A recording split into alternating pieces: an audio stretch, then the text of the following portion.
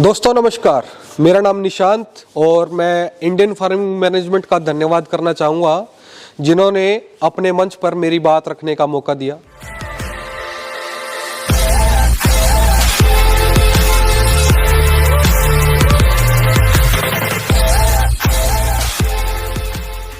दोस्तों आज मैं बात करूँगा संतुलित पशु आहार की, बैलेंस डाइट की, जो हमें पशुओं को देने की बहुत ही ज़्यादा ज़रूरत है, जिसमें आयुर्वेद का मिश्रण हो और हो मॉडर्न साइंस का सहारा, जिससे हमारे पशुओं की बैलेंस डाइट बन जाए और हमारे पशु दूध से भी बढ़े और रिपीट ब्रीडिंग जैसी समस्याएं, थनैला रोग जैसी समस्याएं और जो अनेक रोगों से हमारे पशु आज के दिन जूझ रहे हैं वो उनमें ना दिखे।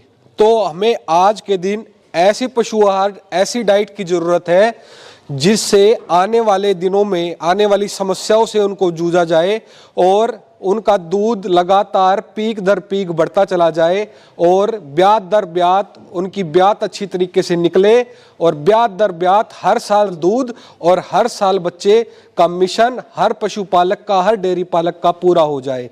इसी के साथ हम शुरू करते हैं कि एक बैलेंस डाइट में क्या गुण होने चाहिए। 3 गुण के साथ मैं शुरू करता हूं कि एक बैलेंस डाइट के अंदर क्या क्या चीज होनी चाहिए। सबसे पहले ऊर्जा के लिए हमें चाहिए अनाज। प्रकृति ने हमें अनाज के रूप में दिए हैं मक्के के अंदर भरपूर ऊर्जा होती है। उसके साथ है चने के अंदर प्रोटीन, ऊर्जा, कैल्शियम भरपूर होता है, जिससे शारीरिक विकास और मिल्क का प्रोडक्शन भरपूर होता है। अगर सर्दी है तो हम डालते हैं इसके अंदर बाजरा पशु के शरीर को रखता है गर्म और शारीरिक विकास के में यह है बहुत जरूरी।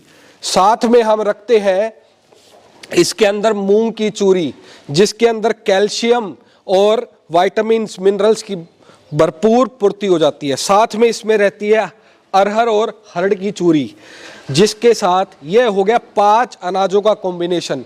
ये 5 अनाज उसके शारीरिक विकास का काम करेंगे, एक इंजन का काम करेंगे। उसके बाद आता है प्रोटीन का काम। प्रोटीन शरीर में दूध बनाने में सबसे हेल्पफुल है। यह है सोयाबीन की खल, जो ये सोयाबीन की खल शरीर में दूध के विकास के लिए बहुत ज़रूरी है। सोयाबीन की खल को बहुत ही ज़्यादा अहमियत दी गई है पशु आहार के अंदर। सोयाबीन की खल को हमें ज़रूर से भी ज़रूर अपने पशु आहार में शामिल करना चाहिए। सोयाबीन की खल पशु आहार के लिए अमृत का काम करती है। भाइयों ये देखो सोयाबीन की खल कितनी प्योर है और इसे हमें अपने पशु आहार में ज़रूर ऐड करना चाहिए। फैट के लिए आप यूज़ करें बिनोले का तेल।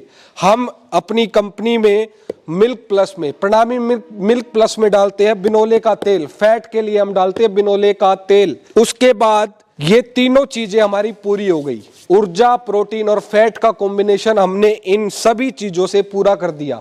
ये इसके बाद हमारी 2 चीजें रह गई, आयुर्वेद और मॉडर्न साइंस। आयुर्वेद में हम डालते हैं शतावर आपके इसको बताने की जरूरत नहीं है, इस पर साइंटिफिक स्टडी इतनी ज्यादा हुई है जिसकी कोई हद नहीं है।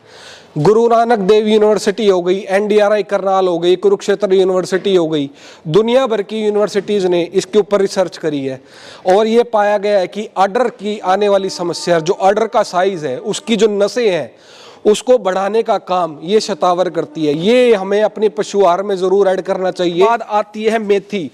दूध के अंदर अगर आपका फैट नहीं बढ़ रहा है तो आप इसको जरूर खिलाएं। हम अपने पशु आहार में मेथी का उपयोग करते हैं। ये आ गया आपका आंवला, ये है सूखा आंवला, इसमें है विटामिन C भरपूर। अगर आपके पशु को थनैला रोग है तो ये जरूर के पशु के थनैला रोग में हेल्पफुल करेगा। इसके बाद आती है हल्दी का काम है इम्यूनिटी बढ़ाने का। पशु को बुखार हो जाता है, टूट जाता है, पेट खराब हो जाता है, हल्का पड़ जाता है, थकान महसूस करता है, तो हल्दी का प्रयोग आप सुबह शाम 50 ग्राम जरूर करें। और हम इस हल्दी का प्रयोग अपने पशु आहार में करते हैं, तो आपको भी हल्दी का प्रयोग करना चाहिए। इसके बाद हम यूज करते हैं टॉक्सिन बाइंडर का।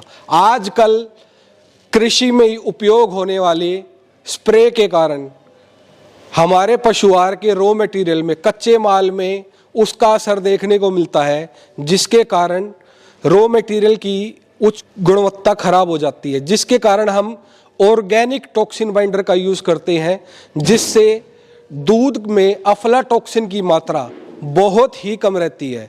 इसमें भारत सरकार भी निगरानी रखे हुए है कि भाई दूध में अफ्लाटॉक्सिन की मात्रा कम से कम रहे, तो इसको भी मद्देनजर रखते हुए हम ऑर्गेनिक टॉक्सिन बाइंडर यूज करते हैं।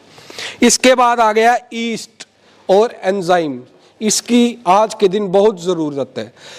आजकल हमारे पशु खूंटे पर ही बंधे रहते हैं, चाल फिर उनकी होती नहीं है, गैस बाईवादी की समस्या, खाना ना पचने की समस्या लगातार बनी रहती है, जिससे उनका दूध लगातार टूटता है। इस समस्या को दूर करने के लिए ये हमारे पेट में जाकर अच्छे बैक्टीरियाज को बढ़ाता है, जिसके कारण खाना पचने में ये हेल्पफुल है और आपके पशु के दूध को पीक पे ले जाने में ये बहुत ज़्यादा मदद करता है। इसके बाद आ गया मीठा सोडा। मीठा सोडे का भी यही काम है, आपके पशु के पेट में जाकर अच्छे बैक्टीरियाज को बढ़ाना, उसके पेट के एनवायरनमेंट को अच्छा रखना, इसका काम है। इसके बाद आ गया बाईपास फैट। ये भी एक ऑर्गेनिक बाईपास फैट है, जो आपके पशु की, जिसके पशु की हड्डियां दिखती है, खाल ढीली पड़ गई है, उसके लिए ये बाईपास फैट अमृत है।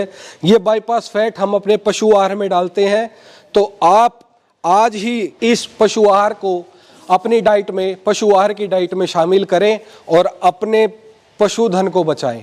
आपको क्या करना है, बिनोले की खल 40% या जो भी खलें आप डालते हैं, सरसों की खल डालें या मूंगफली की खल डालें, उसको आपको 40% रखना है और बाकी प्रणामी मिल्क प्लस पशु आहार जो एक बैलेंस डाइट है, उसको आपको 60% रखना है और दोनों को मिक्स करके सुबह शाम अपने पशुओं को देना है। फिर देखिए आपके पशु में क्या ग्रोथ आती है। नमस्कार। इसी के साथ मैं आशा करता हूं कि आपके पशु स्वस्थ रहें और हर साल दूध, हर साल बच्चे की कामना के साथ मैं आपको शुभकामनाएं देता हूं। प्रणाम।